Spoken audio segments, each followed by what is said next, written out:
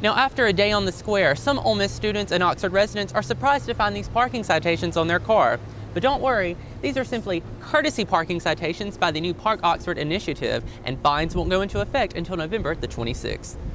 So to help relieve some of the stress about walking the stage on May 11th, you need to go ahead and take care of business with deadlines approaching, such as filling out one of these degree applications with your advisor and filling out your diploma application on your My Ole Miss. You won't even be able to use the bridge here on Old Taylor Road. Instead, you'll have to use an access road from the Whirlpool plant to Coliseum Drive to get to campus. Because of the rescheduled hearing, Dutchke will be held here at the Lafayette County Detention Center until Thursday's rescheduled preliminary hearing at 9 a.m. One Ole Miss rebel and his family are taking a leap of faith to achieve a lifelong dream. Stay tuned to find out. It was just a few hours ago when reports of riots and protests on the Ole Miss campus overtook social media, just a few moments after hearing the results of the 2012 presidential election. With such easy access, you'll be able to get to where you need to go in half the time. Reporting for Newswatch, I'm Sid Williams. So if you haven't been able to catch these guys behind me live, you might want to make your way to the Tad Pad tonight at 8 o'clock to hear them sing the Star Spangled Banner. For Newswatch, I'm Sid Williams.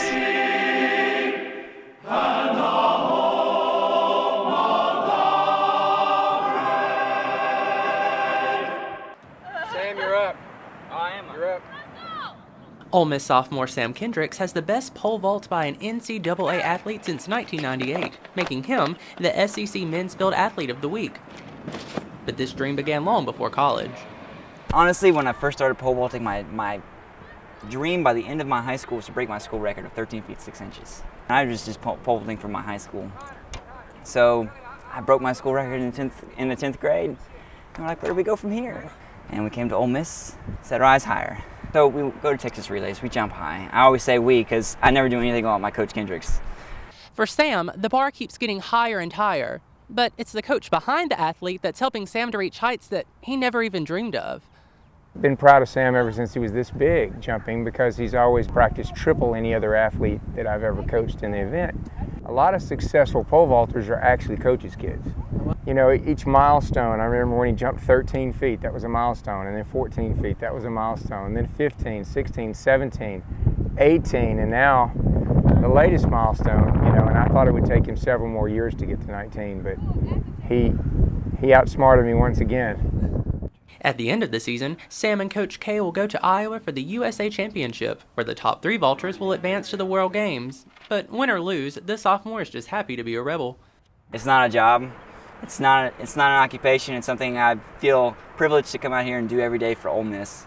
And Ole Miss is proud to watch him soar. For Newswatch, I'm Sid Williams. The struggle with parking on the square is nothing new. If you can even find a spot, you're in, then out, with someone then rushing you out of your spot, even nudging you with a friendly honk. This 2-hour parking rule once took place from 8 to 5, but now it's been extended from 8 to 8, making parking even harder, and some residents aren't happy. I get angry because a lot of times some people can't find no parking place. Yeah, I get angry.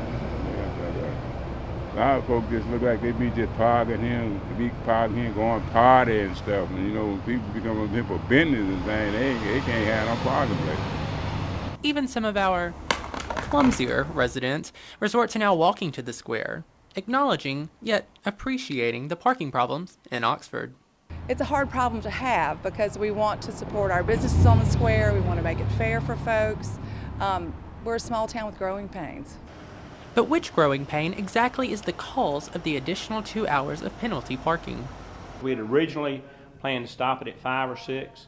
Several of the restaurants approached us and asked if we would continue it till 8, and we agreed to do that. Making those of you who don't enjoy an earlier dinner now susceptible to parking tickets.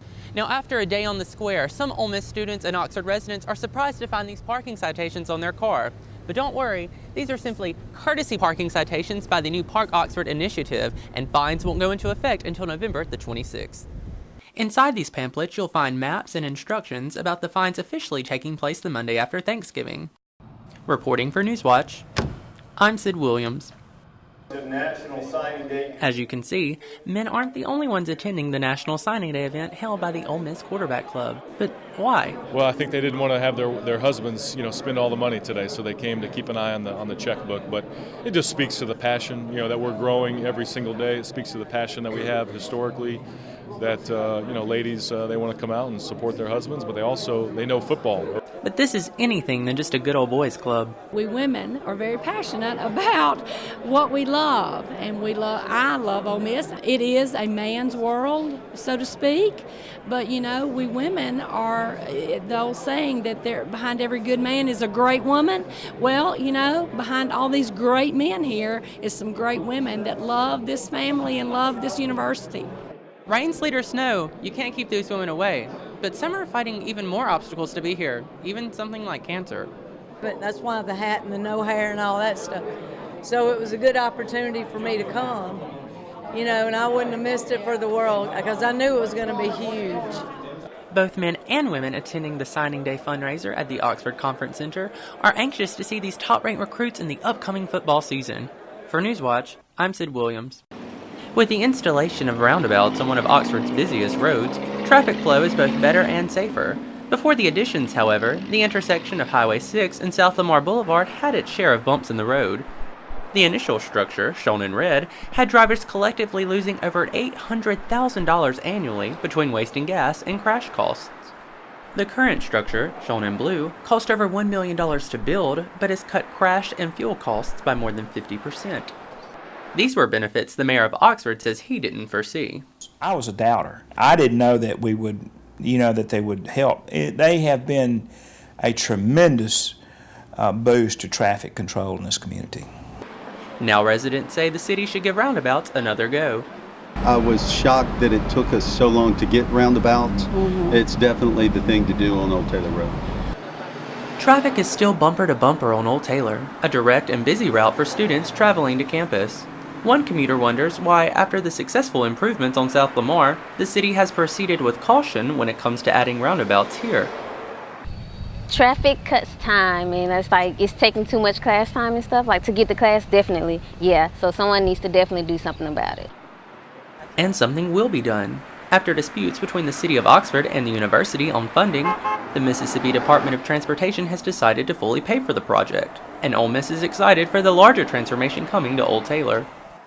Even the two-lane roundabout has proven to be a real help in reducing accidents as well as keeping the traffic flowing.